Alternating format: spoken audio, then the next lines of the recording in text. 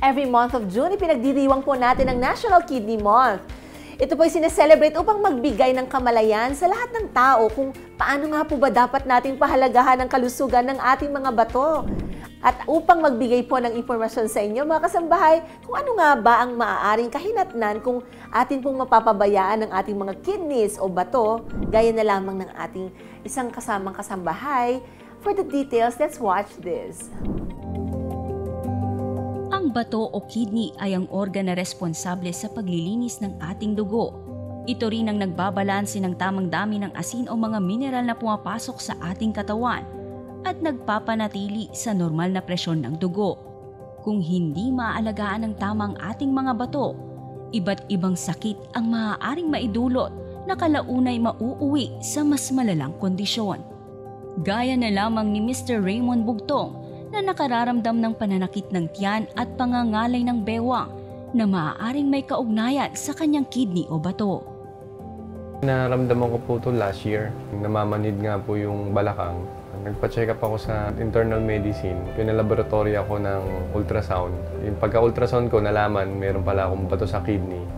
Pabalik-balik po yung sakit ng tagiliran, pamamanhid. Hindi mo malaman kung meron kang sakit pala sa tiyan o etc. Yung pala yung cause nyon ng kidney stone. Saka yung pag umiirim po, medyo minsan ma-update. Mahilig po akong kumain yung mani na barbecue. Yung pag nagmumubay marathon, yung parang isang garapon, na uubos ko po yung within 2 days. Saka minsan nakakapagpigil po ako ng ihi. Kaya siguro po nagkaroon ng bato sa kidney po. Yung pananakit ng tiyan, palipat-lipat eh. Minsan sa kanan, minsan sa kaliwa. Palipat-lipat po siya eh. Tapos minsan, sasakit yung balakang mga ngalay. Yun po yung isa sa niinda ko, yung nangangalay yung balakang. Yung pala, yung nagpa-urine test ako, may UTI po pala ako. Well, yung patient kasi na nakita natin, meron siya actually stone sa right kidney and sa left kidney. And basically, doon sa size ng kanyang stone sa kanyang right kidney, it's more than 5 millimeters. And basically, pag gano'n ng stone, hindi niya kaya ng medical treatment and increased water intake. Kasi kadalasan ng mga pasyente na nakikita natin na may kidney stone, pag medyo maliit pa lang naman to, it's only medical treatment as well as increase ang water intake, mga diet modification. However, kapag mas malaki na yung stone ng isang pasyente, it's more difficult na makuha lang ng medical treatment and diet modification. Kaya ina-advise natin doon mga patients na mag-undergo ng shockwave treatment. Mayroong equipment machine na ginagamit upang maisagawa ang non-invasive procedure ng shockwave para sa mga bato. Okay, so let me show you the machine, no? So ito yung bed kung saan nakahiga yung pasyente. And itong malaking equipment na to is part of the x-ray. May mga ibang stones kasi na ang kinakailangan pa ng x-ray para makita yung stone while doing the procedure. Meron naman doon ultrasound kung saan hinahanap, ina-identify rin yung position ng stone. Itong part po na ito yung nagbibigay ng shocks mismo. So ang shocks is actually para siyang sound waves na nag-create ng microbubbles sa loob. So naka-target lang siya mismo doon sa stone. And it's non-invasive, meaning natatakot kasi mga pasyente minsan na kapag nag-shockwave baka may tutusok, baka may masakit. Actually, basically, ito lang mismo yung nakapatong at naka-localize lang dun sa area ng stone, sa kidney, kung saan magbibigay siya ng sound waves. Yung sound waves na yon will create microbubbles para madurog yung stone. Yung mga particles ng stone na nadurog, eventually ipapass out siya sa ihi natin, sasabay na siya sa ihi natin. But also, we have to consider also maraming factors. Like for example, sobrang laki ng stone, minsan yan kaya ng shockwave. Or may mga particular stones na hindi rin kayang durugin ng shockwave alone. Narito ang ilang payo ni Dr. Rogelio Varela Jr. sa ating mga kababayan upang makaiwas na magkaroon ng mga stones sa ating katawan. Of course, diet modification. Kinakailangan low sodium intake, less ang salt ng pagkain, low protein intake, meaning I usually advise my patients babawasan lang pagkain ng meat, animal protein, baka baboy, medyo babawasan na yan. And also, hindi lang kasi nakukuha yan sa sodium, sa high salt, or sa protein. May mga conditions rin na nakukuha rin minsan sa mga even coffee, kasi meron mga oxalate, coffee, tea, chocolate. May mga ibang vegetables na may mataas na oxalate that can also cause stones.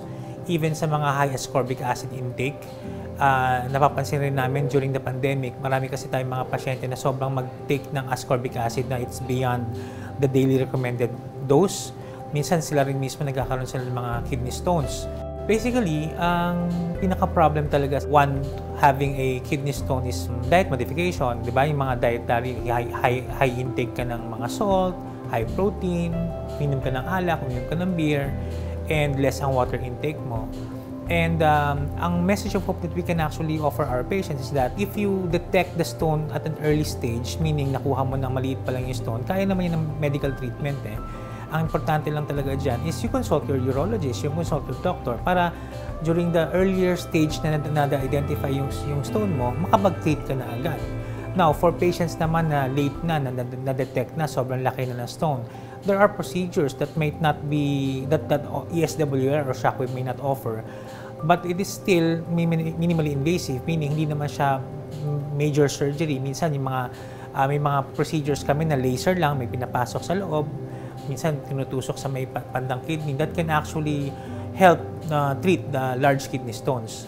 So, ang importante dito talaga is you consult your doctor, lalo na kung may umiihi ka ng dugo or minsan wala kang nagre-recurrent UTI ka lang, may UTI ka lang parati or nagpipain ka sa may likod, tagiliran, then consult your doctor para ma-work up kaagad na pa siya ng inyong doktor and ma-treat kayo na maaga. Kaya naman, sa pakikipagtulungan ng Manila Kidney and Prostate Care Clinic na partner natin sa public service, ay sumailalim si Mr. Raymond Bugtong sa shockwave procedure at matagumpay itong naisagawa. For shockwave treatment, you can always come here dito sa Manila Lithotriptors. This is along Quezon City lang naman. And if you would like to inquire, pwede naman sila mag-inquire sa Facebook page ng Manila Kidney and Prostate Care Clinic. Meron naman siya sa Facebook and Google. Masa-search naman sa Google yung account niya. And moving forward, let's go to our main topic this Sunday morning. Karaniwang nakakatanggap po ng prejudice o diskriminasyon ang mga taong may HIV. At bago pa po lumawak ang ating usapan ukol dyan, narito muna ang paunang impormasyon. Panoorin po natin ito.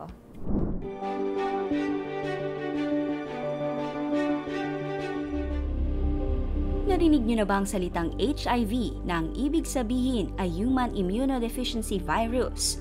Isa lang naman itong virus na maaaring sumira sa immune system ng katawan ng tao.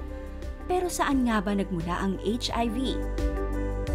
Ayon sa pag-aaral noong late 1800s, ito ay galing sa isang uri ng chimpanzee mula sa Central Africa. Tinawag ang virus na ito na Human Immunodeficiency Virus na pinaniniwalaang dahil sa dugo ng chimpanzee na may impeksyon na maaaring naipasa sa mga tao. At dahil sa virus na ito, isang bansang Pilipinas sa may pinakamabilis na pagtaas ng insidente ng pagkahawa ng HIV na umabot na sa 411% araw-araw.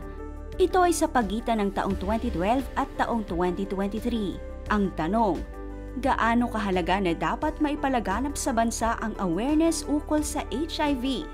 Tunghayan natin ang kasagutan mula sa ating panauhin ngayong umaga.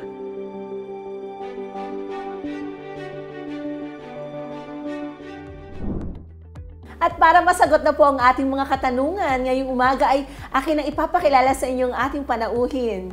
And is ready to share his valuable insights on understanding HIV and its impact on public health. Let us welcome Dr. Joseph Adrian Buensalido, an infectious disease specialist from Makati Medical Center. Good morning, Doc John D, and welcome to Doctors on TV. Good morning sa inyo at sa mga nanonood. Yes, okay. Thank you, Doc. At marami po tayong matutulungan sa ating tatalakayin ngayong araw. Marami pong may takot sa HIV, hindi ho ba? And of course, once it has led to AIDS already. Okay, and siguro ito para sa paunang tanong natin, Doc, maaari niyo po bang sagutin yung katanungan kanina muna, kung gaano nga po ba kahalaga na dapat maipalaganap natin ito sa bansa, yung awareness about HIV and bakit po? Very, very important. Mahalaga talaga kasi nga yung sinatawag natin education is very important. Yung pagkaalam tungkol sa illness or sakit na ito.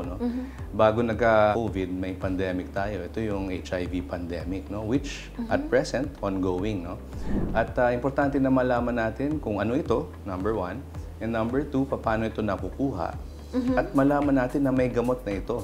Dati noong 1980s, wala pa itong gamot. Ngayon may gamot na tayo. At yung pinaka-importante din is paano to ma-prevent na makuha ng isang tao. Okay, so umpisahan na natin, Doc. What is HIV? So HIV is Human Immunodeficiency Virus. So doon pa lang sa pangalan makikita natin na isa siyang mikrobyo. Isang mikrobyong maliit, no? Virus, no? Kasi mga mikrobyo may mga mas malalaki ng konti, mga bacteria. May virus, yun yung mikrobyong maliit, no? Nakikita lang usually sa microscope. Sa microscope, saka mga mas malalakas pa kaysa sa microscope. Mas malakas, Oo, okay, no? okay. So, but yun, ang virus na yun ay it causes, sa pangalan nga human, inaapekto tayong mga tao, immunodeficiency, pinapahina yung immune system natin at isa siyang virus na gumagawa ng lahat ng yun. Pero mahirap tong sakit nga na to dahil kasi pinapahina yung immune system. Once alam natin, pagbagsak ng immune system mo, well, mahirapan ka na lumaban dito. Hindi Correct. mo ba? Oo. Okay, and of course, pag narinig yung HIV, ito kadugtong na yung AIDS. So maraming nako-confuse kung ano bang pagkakaiba ng HIV at ng AIDS. So ano po ang difference ng dalawa? So yung sinabi na natin kanina, yung HIV virus, no? Pag yung virus na yun nakapasok sa atin, sa isang tao, yun ang tinatawag na HIV infection. Ibig sabihin, nagsisimula na yung virus na magpalaganap sa loob ng katawan. Pag humina na yung tao, yung sobrang hina, yun na yung tinatawag na acquired immune deficiency syndrome. Ibig sabihin, dahil sa hina na ng katawan, ang dami ng kung ano-anong mikrobyo nakakapasok sa katawan at nagkakaroon na sila ng mga hindi pangkaraniwang mga impeksyon. O kaya, minsan, yung mga cancers. Kasi ang immune system natin, lumalaban din yan sa mga cancer. So yun yung dalawa, pwedeng magkaroon ng mga hindi pangkaraniwang impeksyon at naglalabasan paminsan yung mga cancer. Okay, kasi when we talk about syndrome, it's a conglomeration o pagkakasama-sama ng iba't ibang sakit. And this time around, pag AIDS, dahil bagsak ang immune system, mas malala ang sakit sa kanila, hindi ho ba? Yeah. Kumpara, di ba, parang sa atin, regular na nagkakaroon tayo ng, say, kunyari, simpleng sipon, ganyan. Pag sa kanila, mas matindi ang Correct. ang tama. Correct. Okay, but you mentioned a while ago na, di ba, yung HIV, pag yan ang pumasok dun sa isang individual at yan ang, later on, pagka nagkaroon na ng mga ibang manifestation ng sakit, no, yan yung pwede maging AIDS na, does it happen na makapunta siya sa isang host o isang tao pero hindi siya magmamanifest? Pwede, no? When does it happen? Well, ganito yan, ano? Pag nahawahan kayo ng HIV, no, galing sa ibang tao, pwede kang magkaroon ng parang trangkaso, mga 2 to 4 weeks after, no? Tapos mawawala. Tapos magtatago na yun. Kasi kung baga, parang nangingitlog na yung virus, no? Unti-unti, padami ng padami. Doon sa mga panahong yun, and sometimes it will be years, no? Maraming taon na wala kayong mararamdaman. But you have the virus inside you, so you're infected with it. Yes, oo. Unti-unting dumadami yung virus, pero wala pa kayong nararamdaman. Until eventually, pag dumami na talaga at meron na kayong maramdaman, na humina na yung immune system, biglang magkakaroon na ng napaka-grabing infection. Doon na kayo may mararamdaman. O kaya, nagsisimula na yung pamamayat, no? Yung lagnat paminsan-minsan sa hapon or sa gabi, nagkakaroon ng kulani, no? Kasi doon na nagsisimula yung small manifestations ng having that virus inside the body. Pero pag biglang may makapasok na mikrobyo na, biglang magkakasakit na kayo.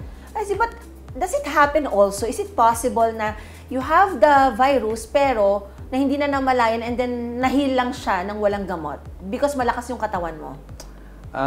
Very, very rare. Meron kaming tinatawag na yung mga elite suppressors, no? Pero ngayon halos wala na yung mga ganun kasi lahat ngayon ginagamot na natin. Kasi may mga iba na mga pasyente na meron sila in themselves, no? Na medyo nalalabanan nila yung virus, pero dumadami pa rin yung virus sa katawan, nakakahawa pa rin sila. And in that sense, no, hindi na namin nire-recommenda. Dati, nung kulang pa yung mga gamot, hindi namin ginagamot yung mga yon. Matagal na yon. Pero ngayon na very available na yung mga medicines, syempre, pag hindi namin ginamot yung mga yon, there's a chance na mahawa nila at mapalaganap nila yung HIV. And therefore, all na may HIV ngayon, ginagamot na natin. I see. But, so here comes the importance of getting tested. Na parang kahit wala kang, if you have the budget, sana maisingit mo siya para at least, malaman mo if you're positive to HIV or not. Tama ba yun, Doc? Yes. It's all, ayaw nga natin, di ba, may sinasabing stigma. We're trying to remove the stigma from HIV testing, no? Pero lalo na kung ikaw ay may risk factors, no? And what are these risk factors, So yung mga risk factors, of course, ang HIV nakukuha yan first and foremost through sexual contact, no? Sa pagtatalik, no? And especially kung risky sex, no? So lalo na sa mga lalaki na nakikipagtalik sa ibang lalaki, that's one risky sexual behavior. Or kung lalaki ka na nakikipagtalik sa babae, na yung minsan tinatawag natin commercial sex workers, that's also risky sexual behavior. O kahit lalaki na, papalit-palit ng mga babae and maraming nakikipagtalik sa kanya, that increases the risk of having HIV. Of course, there are other risk factors. Kung nagda-drugs kayo, yung needle drugs, tapos nag-share kayo ng mga kasama nyo, so that can also be a risk factor, no?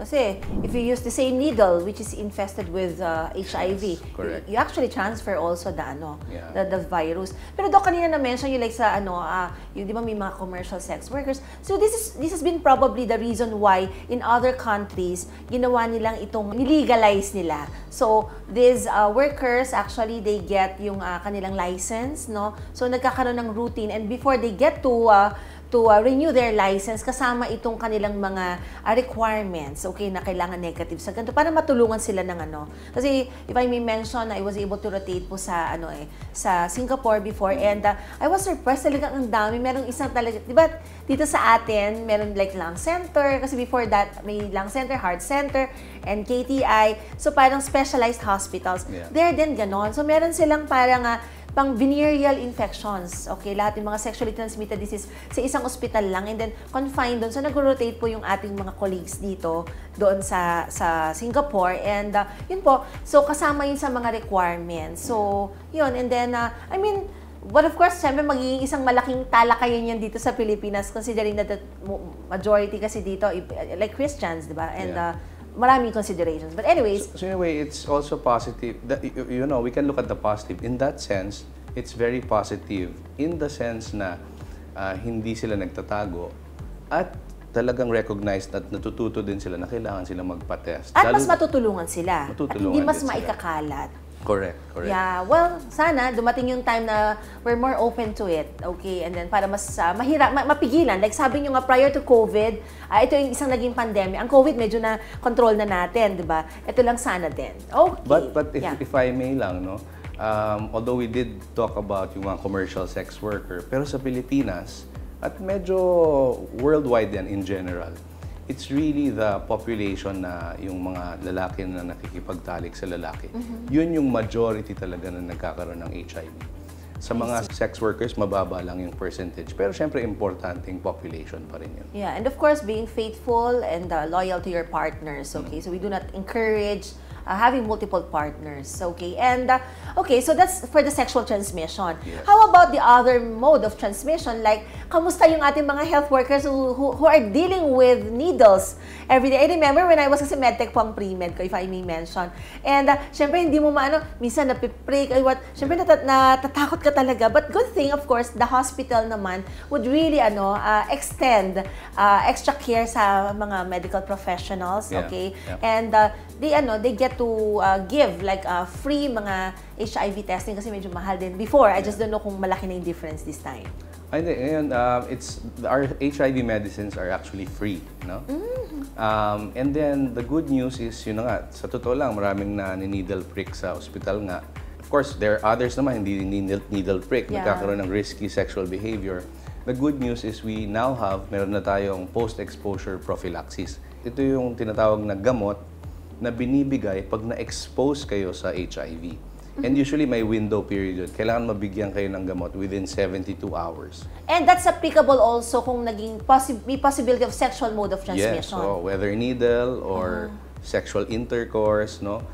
Within 72 hours, merong window period na tinatawag natin na panahon na pwede kayong bigyan ng gamot for 1 month, no? Na iinumin nyo yan for 1 month para ma-prevent yung HIV na nakapasok pero hindi siya, didikit sa katawan talaga at, yung magiging infection.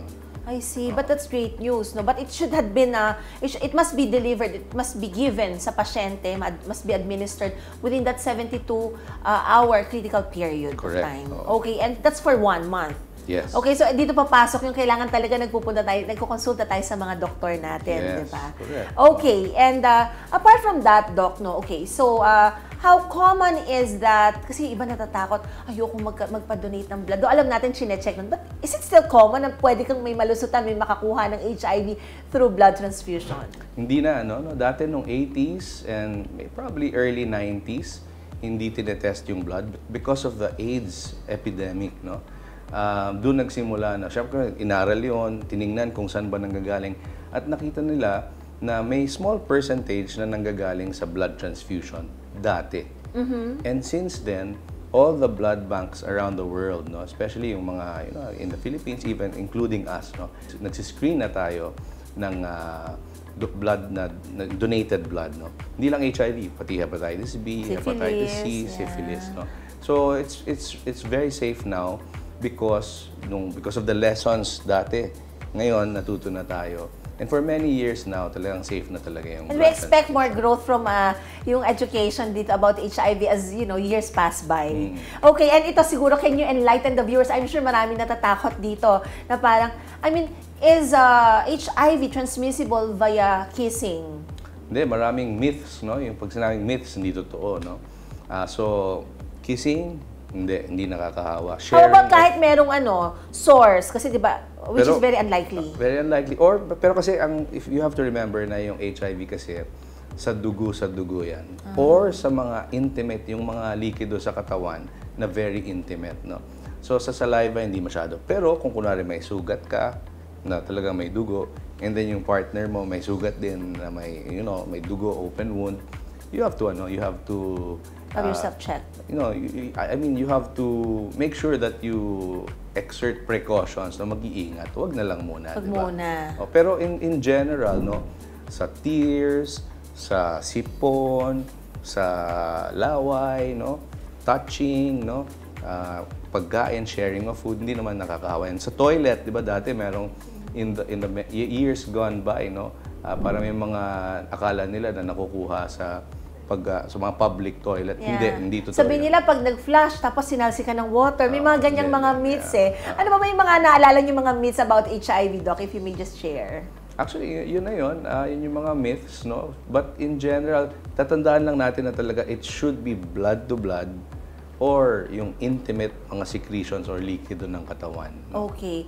And ito, Doc, this is kind of sad. What if a mother, of an unborn baby, sabihin buntis pa lang, and then positive sa HIV, the chance of transmitting the virus to the unfortunate fetus or baby. So yun yung isa pang pwedeng mangyari, no? And may small percentage ng ating population na ganun talaga. Pag yung mother may HIV, pag nanganak siya, syempre likido ng katawan sa vaginal area, pag doon dumadaan yung ating and the baby, blood of the mommy, di ba? And Kasi the blood namiiko, as well, no?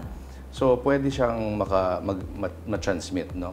But in general, no, that's why ang mga pregnant women dapat, and alam naman ng mga OBGYN nila yan, iti-test sila for HIV kasi pwede silang bigyan ng gamot pag around the time, of course, pag may HIV sila, bibigyan na sila agad ng gamot.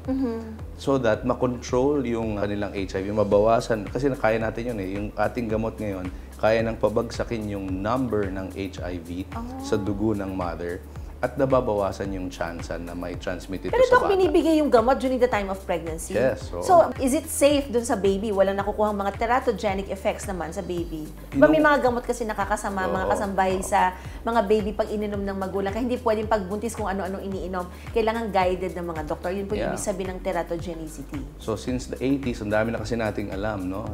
Nung simula, merong mga ganong fears, no? But these days, the medicines are pretty safe and the benefits clearly outweigh yung risk ng mga ganon. Kasi nakakita tayo ng maraming pasyente na and through years and years of experience from all over the world, no, mababa lang yung chance ng tinatawag ni doktor ang teratogenicity. Oh, okay. At least, diba, hindi na tayo, kawawa naman din kasi si baby kung, at least bumaba na yung virus, at least less chance of siya, diba, makakuha ng mas mataas na number of viruses. Okay, Doc, how about yung mga yung mga, kunyari, sa bahay, merong may HIV, nakakatakot ba para sa mga kasama sa bahay? Alam ko na, ulit na natin hindi naman. Hindi. Kasi maraming mga ganyan sa bahay, na Yung iba natatakot yung mga kapamilya. Yung sa office, ay mayroong isang tao may HIV. Pero sa totoo lang, walang mahahawa sa isang taong may HIV, whether sa bahay, sa mga kasama niya sa bahay, or mga katrabaho niya. Kasi nga, tatandaan natin, ito ay nakukuha lamang pag merong exposure sa blood to blood or yung mga intimate na mga likido sa katawan. Ay, ito, Doc, maraming nagpapalagay ng hikaw. Minsan ilan dito, 5, meron sa ilong, meron dito sa navel. So, I mean yun, o kaya yung iba sa tattoo po. I mean, you mentioned kanina, di ba, this can be blood-borne, parang. Kaya, however, di ba maliliit lang naman yung, doon, yung blood, okay, na blood from the injury of, from piercing.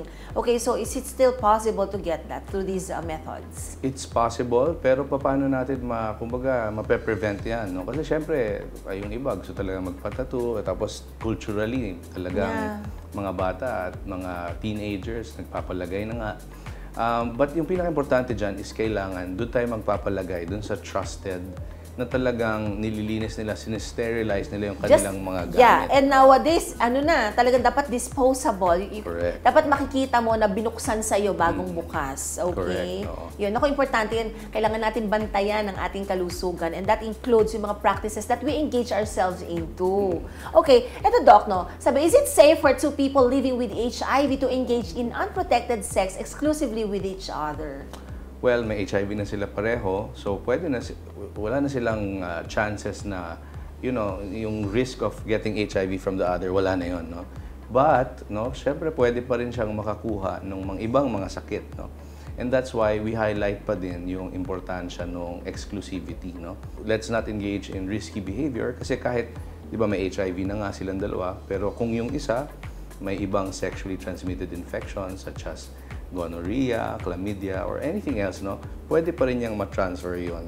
Kahit may HIV na to, HIV to, pwedeng yung isang tao, yung kanyang partner makakuha. But in general, in terms of safety ng HIV, hindi na siya ganun ka-problematic. Lalo na kung nagtitake sila ng gamot sa isa't, each of them taking medicines, no? Siguro ang isa lang nakikita kong problema, kung yung isa na may HIV, meron siyang drug-resistant HIV, meaning yung malakas na klaseng HIV. Kasi kunwari ito, hindi masyadong umiinom ng gamot, on and off, so lumakas na yung kumbaga parang na-overcome na niya yung gamot, no? Ito naman, religiously, umiinom ng gamot. So wala siyang, controlled yung kanyang sakit, pero ito may drug resistant. At magtalik sila, pwede niyang makuha yung drug-resistant HIV. Pero nababawasan din ng chance because nakagamot naman siya. Okay. But of course, compared kung hindi niya nakuha yung drug-resistant viruses, so mas malaki yung chance of her improving talaga. Oh, yeah. Oo. Okay. Now, ito naman, importante na malaman, kasi kunwari hindi nag-work yung gamot mo, kailangan siyang ma-diagnose ng maayos para mapalitan yung gamot. May mga solution pa rin dyan. Nako, so talagang pag tinignan mo pa rin complicate, so might as well just prevent yourself from having HIV. Correct. Okay, nako Doc, ito interesting yung ating usapan. Siguro ngayon pansamantala muna natin ititigil, but when we come back, we'll be discussing or we'll be tackling diagnostic measures and management options. Ako kayo mga kasambahay, dyan lamang kayo at magbabalik pa rin ang Doctors on TV.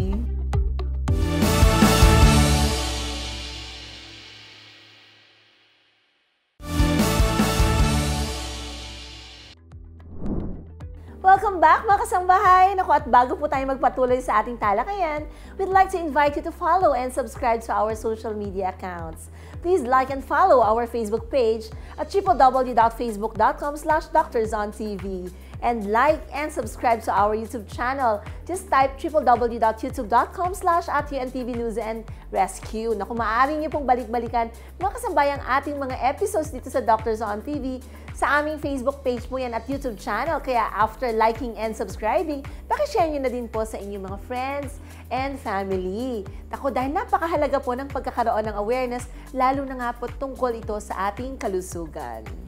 At para mas lumago pa ang ating kaalaman, mga kasambahay, ukol sa HIV, ngayon naman po ay pag-uusapan natin ang mga diagnostic measures and management options. At syempre kasama pa rin natin si Dr. Joseph Adrian Buensalido, an infectious disease specialist from Makati Medical Center.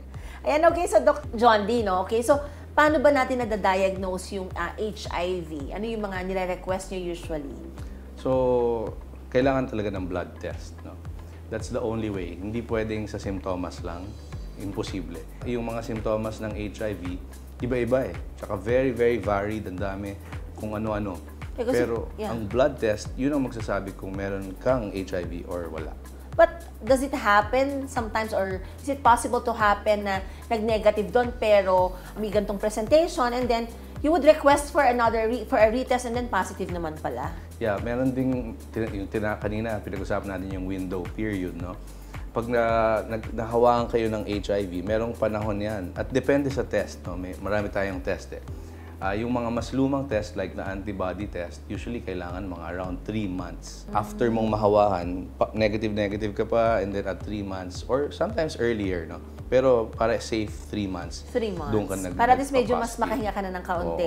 Okay, wait Doc, kasi you mentioned kanina, di ba meron tayong kwento na what if kunyari na-prick ka, or kunyari na-expose ka sa isang potentially positive, HIV positive individual. Okay, so, di ba parang wala ka pang makikita sa test, pero dahil takot ka, so is it possible mabigyan ka na ng prophylaxis within 72 hours? Yes, if you have the risk, no? Kung talagang na-expose ka sa HIV or suspected HIV, lalo na kung high risk, dapat mabigyan ka ng gamot na post-exposure prophylaxis within 72 hours, 3 araw. Yeah, however, paano kunyari, kailangan ba magpa-test or hindi na muna? Kasi hindi, magte-test talaga muna. Oo. Pero kung negative, you still give it. Of course, okay. Kasi kung positive na, gagamutin ka na for HIV. Hindi na yun yung prophylaxis lang. Hindi na siya prophylaxis. Hindi, pero para dun sa peace of mind ko ng pasyente, na parang, okay, so uulitin mo yung test after 3 months para at least makita mo. So ganito, iba yung sa diagnosis,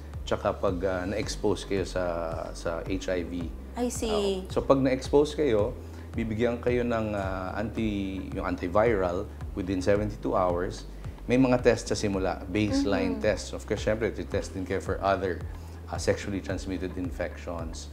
And then afterwards, natapos mo na yung gamot mo for 1 month, at 6 weeks, usually we repeat much of the tests. No? Yung kasama na yung HIV test, yung hepatitis B kung kailangan, yung hepatitis C, syphilis test, nagte-test din tayo.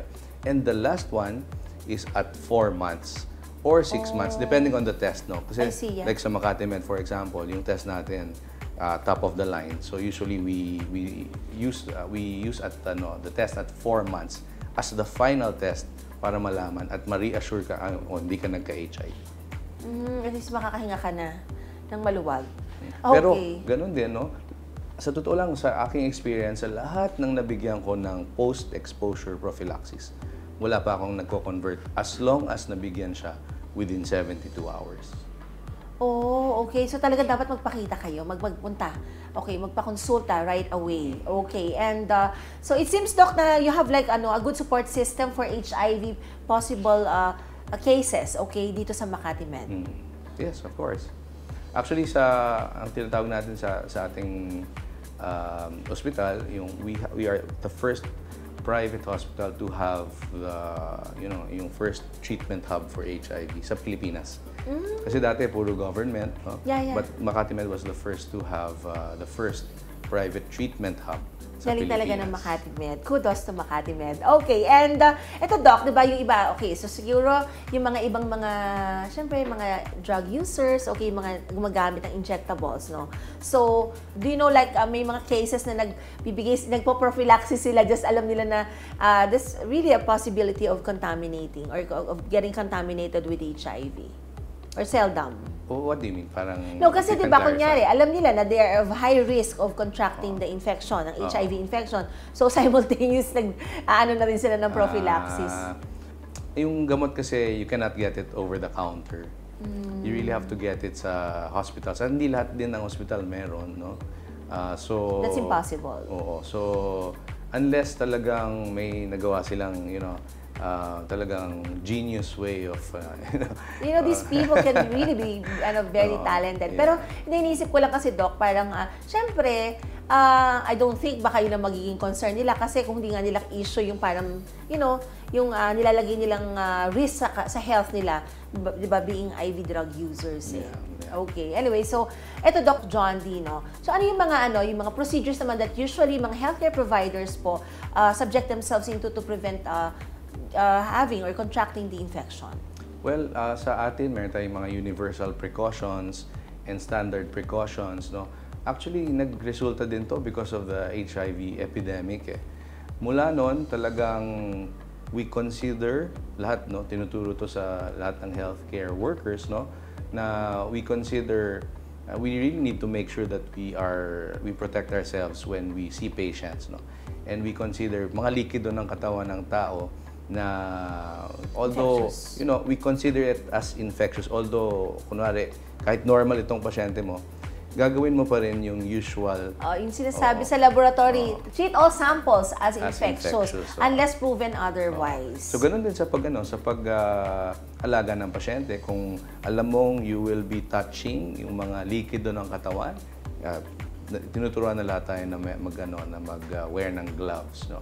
Yeah. Of course, yun yung tinatawag na PPEs, no? Sa COVID kasi, ang na-imagine natin na PPE. Mukha silang astronaut, di ba? Ganyan. Pero even gloves itself are considered PPEs. Ngayon, kung kunwari yung mga doktor, may chance na ma-splashan, di babalik yung face shield. Face no? shield, So ginagamit pa rin naman yan sa hospital to help prevent infections. Number 1 pa rin talaga prevention eh. And then hand washing. Yeah, don't forget. Very important. That's the most Dati-dati, important. ignore lang natin yan. Pero after nitong nag-COVID pandemic, namiyat-maya na talaga. At isa naging practice. Yun din isa sa mga magandang naidulot ng pandemic. Yeah, that's Yeah. really very true. Wag lang natin kalimutan yung mga lessons kagaya nun. Yeah, oo. Para at least wag na lang din maulit, di ba? Okay, so ito, Doc, but can you say that because of all these medications which are available, which I will be asking you soon, okay, can we say that HIV is already treatable? It's controllable, no? Much, ang sabi ko sa mga pasyente ko, parang diabetes or high blood. Pag meron ka nung mga yon, for life na yon, no? But the good news is diabetes, high blood, and HIV, since lumabas yung at least 3 medicines. Kasi dati, isang gamot na bibigay sa isang pasyente na may HIV, hindi kaya. Kailangan pala 3 gamot para ma-control yung HIV. So, lumabas naman yung mga gamot nung late or second half nung 1990s, umabot sa atin nung 2000s, no? So, since then, meron na tayong gamot that can control HIV. And the truth is, yung mga may HIV ngayon, they live normal lives as long as they are taking the medicines. And what are these medications? So, mga antivirus, di ba, ang alam natin mga antibiotic, no, or antibacterials. Itong mga gamot na to ay mga antivirus naman, no. So, marami tayo. We have a handful of medicines na lumalaban sa HIV. Pero, syempre, pili lang. Hindi kagaya sa ibang bansa, no. Kung sa Western world, meron sa mga 20 siguro. Tayo, siguro less than 10 yung sa atin. Is it because mahirap ang buhay dito sa mga developing countries? Hindi naman. Because, of course, Or just the availability? they're available, but hindi lang, kumbaga parang yung choices natin are just right, no? Kumbaga, we're not spending too much for medicines na baka we will not use. So we have a lot of the medicines na yung talagang mas kailangan nandun, and may mga konti tayo na kunwari nagkaroon ng resistance, meron tayong mga second-line drugs. So basically, all of these naman offer the same efficacy. It's just that parang tinitrim down lang din natin. Yes. Based on needs and yung capacity, of course, siguro ng mga Filipinos in general. Okay. And ito, Doc, are these medications supposed to be taken for life? Buong buhay na ba iinumin yan ng mga HIV cases? Yes. So, kasi at the moment, there's no cure, no? People with HIV, living with HIV, kailangan nilang uminom talaga ng gamot araw-araw para makontrol nila yung kanilang HIV. And madali siyang makontrol. With the medicines, very effective. Many of our patients, no, kumbaga tinatawag namin undetectable, meaning pag tinetest namin, every year kasi nagtetest kami ng kung how much virus is left in the body. Viral sa blood. load ba tawag? Oo, sa viral load. Many of patients, no, undetectable, no? So masayang-masaya sila. But at the same time, yung immune system nila umaakyat as they take the medicines, nagno-normalize. Kasi yung iba, yung mga may AIDS, mahina yung immune system nila sa simula. Then eventually, lalakas. May test kami for that called the CD4 count. tumataas yun until eventually normal na yung immune system nila. Kasi yung CD4 is actually an immune cell, no, Doc? Yes. And ito yung bumababa, inaatake ng HIV. Correct. Kung kaya bumabagsak ang immune system ng isang pasyenteng merong HIV. I see. And Doc, paano ba nag-work itong mga ano na to? Yung mga antiretroviral medicines, yung gamot, ano ba, pinapatay ba diretso yung virus or paano? Depends on the type of antiretroviral or yung gamot, no? Pero kung yung virus, may ibang mga gamot, pine-prevent makapasok. Okay? Yung iba, dun sa loob, yung mga processes, no? Yung synthesis na tinatawag namin or paggawa ng additional virus, pinipigilan nila, no? So, there's so many processes, kaya iba-iba yung mga gamot. So iba-iba yung mechanism of action kung Oo. kaya pinagko-combine nyo Pinagko-combine. para mas lumakas yung laban ng isang pasyente may HIV laban dito sa virus na kung saan meron siya. Correct. Okay. And to Doc, yung mga yung mga HIV medications na nag-start na kasi nga identified na sila, alam na documented na HIV positive. Kaya pa ba nilang makahawa sa iba? How effective are they? So, buti na pag-usapan natin kanina yung undetectable. Kasi pag undetectable na sila, hindi na sila nakakahawa. Okay? So, kaya yun talaga yung target ng lahat is for them to be undetectable. Pag na-reach natin yon, syempre dapat aalagaan natin yon. Hindi pag naging undetectable kayo, ay sige, hindi na ako masyadong iinom. Kasi magiging detectable na naman kayo. But if you're undetectable, you continue religiously yung pag-inom ng gamot and you will maintain your undetectable state, hindi na kayo nakakahawa. And you're living a normal life And you're living already. a normal So life. basically, when you are compliant, ibig sabihin sumusunod ka sa doktor mo sa lahat ng mga pinapainom sa iyo or lahat ng advice sa iyo, no? Basically, you're not only helping yourself, you're being responsible sa partner mo also. Yes, and even to society in general. society no? in general. Kasi it was an epidemic, sabihin, kumala talaga siya. And even until now, nandun pa rin siya.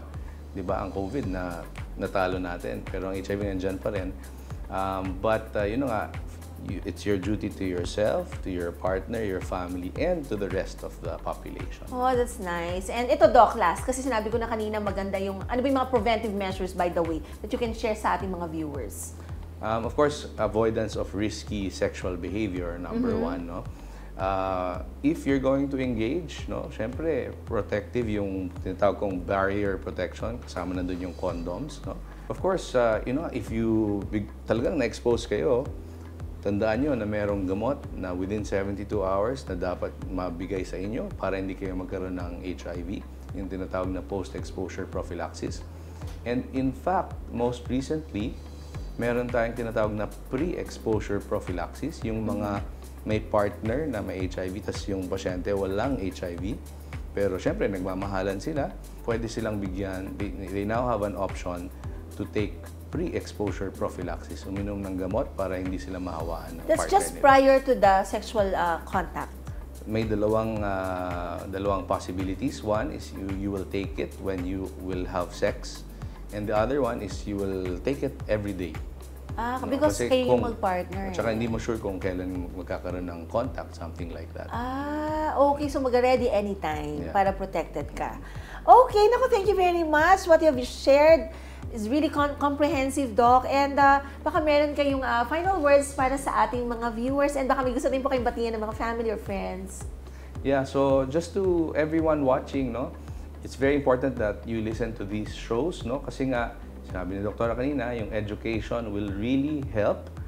Importante natin na malaman na yung HIV, hindi na siya death sentence, no? Dati, oo. Pero ngayon, hindi na. May gamot na tayo. Hindi pa siya cure, but it can be controlled just like diabetes, high blood pressure. At marami na rin tayong preventive measures. Siyempre, yun yung pinaka-importante na huwag sana ma-expose or mahawa sa HIV. And napag-usapan na rin natin na maraming ways na ma-prevent ito. At of course, the most important is yung knowledge. At ngayong araw, nakakuha kayo ng knowledge to help you in the future. Very well said. And lastly, Doc, you might want to invite our viewers to visit you here at Makati Med and paki-mention na rin yung kanilang, ang inyong website here at MMC. So we are the infectious diseases section of infectious diseases under the Department of Medicine, no? We are your friendly neighborhood infection doctors. Siyempre, ayaw namin kayo magkaroon ng infection, kaya prevention is always key. Pero kung magkaroon kayo ng infection or if you have any questions or queries about infection, punta lang kayo sa Makati Med. Thank you, and you may also check their website. That's www.makatimed.net.ph. Thank you, Doc. May God bless you for what you do, and I can really feel your compassion sa mga pasyente.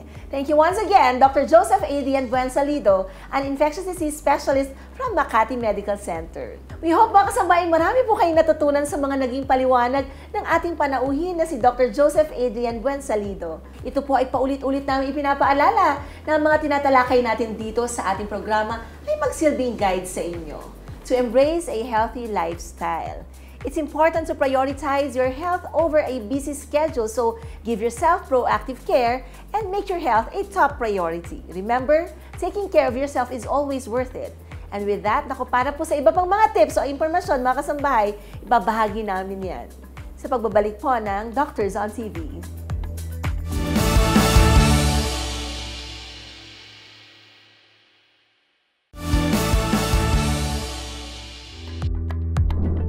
Ibabalik po ang Doctors on TV. At syempre, may kaugnayan pa rin ang ating pag-uusapan ngayon sa mga tinalakay po natin kanina because HIV is a taboo topic. Ito ang ating sinisikap na matuldukan dahil marami pong bagay ukol rito ang importanteng dapat nating maintindihan. And to better address this problem na may kaugnayan po sa gynecological concerns ng mga kababaihan, panoorin po natin ito.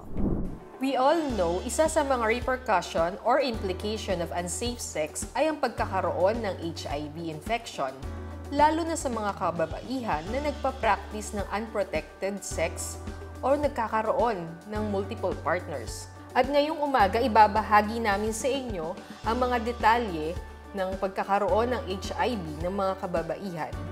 But before that, I'm Dr. Prima Napalim, obstetrician gynecologist consultant, and welcome to Women's Health. How does HIV affect the system of a woman? So, HIV is an infection, so it affects the immune system. This is actually for both sexes. So, if immune system is deficient, it decreases our protection against virus, bacteria to fight diseases. Particularly, it comprises the different main organs in the body, the heart, lung, kidney. If immune is deficient for the heart, it could result to cardiomyopathy. So, and then for the lungs, it could be pulmonary infection. For the kidney, it could fail, kidney failure that needs dialysis. And what is exclusive for women is our female genital tract. If we are having immune deficiency due to this HIV infection, we are prone to certain different infections in the genital tract, particularly in the lower GI tract, having vaginal infections, ulcers, and then in the upper genital tract, PID or the pelvic inflammatory disease. So, infection rate is high for women if we have HIV infected. What are the common practices that makes a woman prone to HIV? This could be for both sexes, having multiple sexual partner, unsafe sex or having unprotected sexual intercourse, so having contact without any barriers, or having a continuous or recurrent STI or the sexually transmitted infections, and also having sharing intravenous paraphernalia. Early signs and symptoms of HIV in females. Ito po yung mga non-specific symptoms. Tulad nga po, ang HIV infection, it weakens the immune system. So, maaari po tayo magkaroon ng fever, cough, cold, sore throat. Ito po yung mga flu-like symptoms. At pwede rin po magkaroon ng lymphadenopathy or kulaning namamaga. Ito po ay generalized, pwedeng iba't ibang bahagi na kulani sa ating katawan na ating makapang namamaga. Kung meron po tayong mga ganitong sintomas at alam natin na may risk factor tayo, maaari pong kailangan magpakonsulta at magpa-test. What are gynecological issues associated with HIV? So due to immune system, ang female genital tract or reproductive system ng mga kababaihan ay humihina. Kaya prone po sa iba't ibang klaseng infeksyon. Nahati po ito sa lower genital infections at upper genital infections. Sa lower genital infections, ito po yung mga infeksyon tulad ng syphilis, herpes, or chancroid ulcers. For the upper genital tract infections, ito po yung PID na tinatawag o pelvic inflammatory disease na kung saan ang infeksyon po ay umabot na sa matres, fallopian tube at ovaries. Prone din po na magkaroon ng HPV infection na maaari po itong magdulot ng cervical cancer. What are the gynecological care for women who had this HIV infection? According to CDC or Center for Disease Control, still we don't have cure for this disease. What we have as a medical treatment is the antiretroviral drugs, which only lessen the progression of the disease. It decreases only the viral load, but the disease is still there. And then, ang isa pa rin po nating management ay ang pagbibigay ng antibiotic since prone nga po sa infection. At patuloy ng pag-monitor ng CD4 count. Ito po yung determinant na kung saan nakikita natin yung viral load, kung tumataas, bumababa. How does HIV affects pregnant and its baby? Actually, we do in prenatal care a routine screening for HIV. And after this test is done and diagnosed with HIV, immediately pregnant women is given with antiretroviral drugs for not to transfer that to the baby because we have this mother-to-child transmission. But not all the time it happens. It depends on the viral load of the mother. Early diagnosis is the key for this not to happen. So, once a pregnant mother is diagnosed, we give these drugs. And with that, we continue to monitor the mother, how they are, like any other pregnant women, even without this condition. Additional test lamang po, yung chine-check yung viral load ni mother together with this drug. Ang pangangalaga sa mga kababaihan ng ating gynecological health ay napakahalaga. Kaya naman magpasuri, magpa-check up sa inyong OB-GYN or obstetrician gynecologist. At kung meron po kayong katanungan or nais magpakonsulta, maaari niyo po akong puntahan at Dr. Jose Fabelio Memorial Hospital, Tayuman, Manila. Ako po si Dr. Prima Napalin, isang OB-GYN consultant, at palagi po nating tatandaan, lalo na sa mga kababaihan, that our health matters.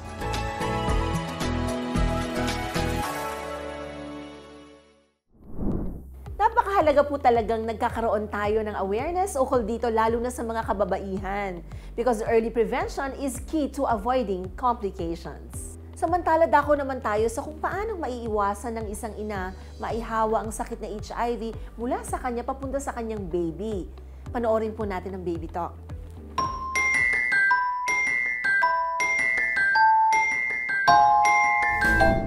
Magandang umaga mga kasangbahay. I'm Dr. Katrina Flor Custacanay, your pediatrician for today. Mahalaga sa ating mga magulang ang kalusugan ng ating mga baby.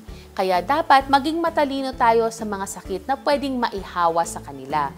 Isa sa pinakadelikadong sakit na pwedeng maipasa sa ating mga baby ay ang HIV. Yes, you heard it right. Pwedeng magka-HIV ang mga babies. Bakit nga ba nagkakaroon ng HIV ang ating mga babies at paano ba natin maiiwasan na mahawa sila nito? Yan ang ating pag-uusapan ngayong araw, so let's start our discussion now.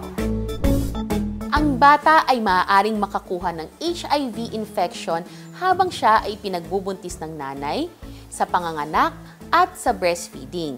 Habang si baby ay nasa sinapupunan ni mommy, ang virus na nagdudulot ng HIV ay pwedeng makadaan sa placenta papunta kay baby. Habang pinapanganak, ang HIV ay pwedeng maitransfer sa pamamagitan ng dugo at body fluids. Kung si mommy ay may HIV, may risk na maitransmit ang virus kay baby through breast milk. However, pwede itong maagapan sa pamamagitan ng pagbigay ng antiretroviral therapy. Ang symptoms ng HIV ay pwedeng hindi agad makita sa bata. Ilan sa mga symptoms na maaaring makita ay ang panghihina, delayed ang growth at development, hindi nawawalang lagnat at pagpapawis, madalas magkadayariya, namamaga ang mga kulani, infection na hindi nawawala at pangangayayat. Ang symptoms ay pwedeng magkakaiba sa bawat bata. Sa mga teenagers, bukod sa nabanggit na symptoms, sila ay pwede ring makaranas ng skin rashes, oral thrush or mga singaw sa bibig, madalas na vaginal yeast infection, namamaga ang atay, infection sa baga, problema sa kidneys, memory at concentration problem, gayon din ang mga benign or malignant na tumor. Ang HIV ay nakakapanghina ng immune system, kung kaya ang bata na may HIV infection ay madalas mag-infection at madalas dapuan ng sakit. Kung hindi maagapan ng gamot, pwedeng humantong sa seryoso na complications. Ngunit kung ang gamot ay naibigay sa lalong madaling panahon, ang HIV ay pwedeng agapan. Paano nga ba ginagamot ang HIV sa mga bata? Ang antiretroviral therapy or ART ang pangunahing gamot laban sa HIV infection. Ito ay tumutulong na puksain ang virus at maiwasan ang paglala ng sakit. Kailangan ang regular medical check-up, pag-inom ng gamot at healthy lifestyle sa mga bata na may HIV infection. Para maiwasan na maipasa ni mommy ang HIV sa bata sa kanyang sinapupunan, kailangan na siya ikumonsulta sa kanyang OB doctor at sundin ang tamang gamutan. Dapat din na maging maingat sa panganganak, iwasan din ang breastfeeding upang maiwasan ang pag-transmit ng virus. And that's it mga kasangbahay. I hope marami kayong natutunan sa araw na ito. Please consult your pediatrician for your baby's health. And thank you again for watching. I'm Dr. Katrina Flor Cruz Takanay. You can reach me through my Facebook page, Dr. Katrina Flor Cruz. Please subscribe to my YouTube channel, Dr. Katrina Flor Cruz, and follow me on Instagram and TikTok, katrinamd.ph. See you again in our next episode.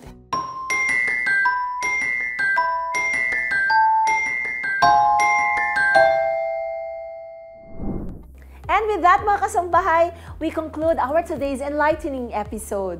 At ang lagi po namin dasal sa lahat ng mga may pinagdaraanan, lalo na sa kanilang mga kalusugan. May you all be blessed with healing and guidance from God, mga kasambahay. Always remember, early detection saves lives. Make your health a priority. But before we end, take a moment to watch this. Watch these snippets for the upcoming episode on Sunday. Ang cholesteatoma ay isang middle ear tumor or ear tumor pero hindi siya cancer. However, ang danger about cholesteatoma, it eats out bone and lumalaki siya, sadly.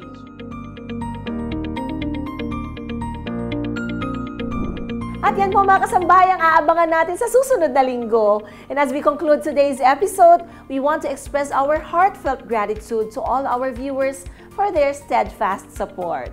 Your continued dedication to our show has been the driving force behind our success, and we are deeply grateful for it. We hope to continue earning your trust and loyalty. Thank you from the bottom of our hearts. And I would like to greet Kuya Daniel Razon na wala pong sawang sumusuporta sa mga adhikaing serbisyo publiko. At syempre, BMPI's General Manager, Mr. J. Eusebio. May God always protect you both and grant you a healthy life. Syempre, binabati rin natin si VP Nolly, VP Bong, VP Joseph, VP Jerry, Doctors on TV Production Team, Public Service Department, and KDR Group of Companies. And syempre, hi sa aking kambal, CEO si Iya, hi kay EJ, kay Doc Alain, sa mga pasyente natin sa Barbacabodil Health and Wellness Center. And syempre, I would like to greet yung aking magulang, no, nanay ko and tatay. Well, happy wedding anniversary in heaven and happy birthday there in heaven also, tatay. And advance happy birthday to my sister-in-law, Jane. Ayan. And sa ating mga kasambahay, maraming salamat po sa patuloy ninyong pagtangkilik sa Doctors on TV. And please like and follow my Facebook page. Just type on Facebook search box, Dr. Sara Barbacabodil. We hope you found this discussion informative, empowering, and inspiring. Remember to follow us on social media for updates. Don't forget to tune in next time, God willing. Muli po, magandang umaga at maraming salamat sa inyong lahat. Ito po si Dr. Sara Barbacabodil. Let's make it a habit to learn about good health, only here at Doctors on TV. We would like to thank Makati Medical Center, a hospital with a heart, located at Amarsal Street, Legazpi Village, Makati City. You may contact them at 632-8888-8999. Like and follow their Facebook page at I Am Makati Med, or you can visit their website at www.makatimed.net.ph. Makati Med Wellness Center, located at 7th floor, Ayala North Exchange Tower 1, Legazpi Village, Makati City. We would like to thank Adlaon Optical, located at ground floor Super 8 Warehouse Poblacion, Baliwag, Bulacan, 0922-878-5911, and second floor Aliw Complex, MacArthur Highway, Calvario, Meycauayan City, Bulacan, 0922-861-2095.